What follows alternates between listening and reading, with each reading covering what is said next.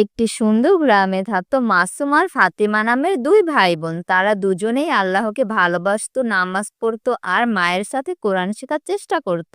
এই মাসুম, কাল কিন্তু পূজা হবে মন্দিরে, আমরা সবাই যাচ্ছি গান নাচ দেখতে, তোরা আসবি তো? কিন্তু পূজা তো অন্য ধর্মের উপাসনা, আমরা কি সেখানে যেতে পারি ভাইয়া? আমি ঠিক জানি না, তবে মা হয়তো জানতে পারে। দেখি রনি, মার থেকে আগে জিজ্ঞাসা করিনি, পরে তোকে বলবো। মা, রনি ভাই বলছে কালকে আমাদের পুজোয় যেতে। পুজোয় যাওয়া কি আমাদের জন্য হারাম হবে? ফাতিমা, ভালো প্রশ্ন করেছো। আল্লাহ আমাদের মুসলমান বানিয়েছেন, আমরা কেবল আল্লাহকেই উপাসনা করব। অন্য ধর্মের উপাসনায় অংশ নেওয়া আমাদের জন্য ঠিক নয়। কিন্তু মা, শুধু যদি আমরা ঘুরতে যাই, কিছু না করি, তাহলে কি গুনাহ হবে?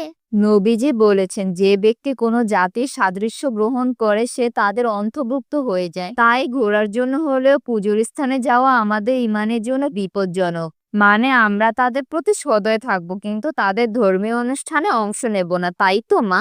ঠিক বলেছো ফাতিমা।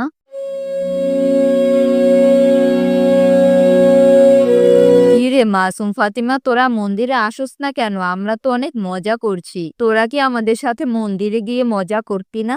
রনি, আমরা মুসলমান, আমাদের মা শিখিয়েছেন আমরা অন্য ধর্মের উপাসনা যেতে পারি না। তবে আমরা তোকে রাস্তায় দেখে সালাম করব, তোর সাথে খেলবো, কিন্তু মন্দিরে যাব না। হ্যাঁ রনি ভাইয়া, আমরা চাই না আল্লাহ আমাদের প্রতি অসন্তুষ্ট হন। আচ্ছা, তোরা না গেলে আর কি করার, তাহলে আমি যেই মন্দিরে পরে এসে তোদের সাথে খেলবো।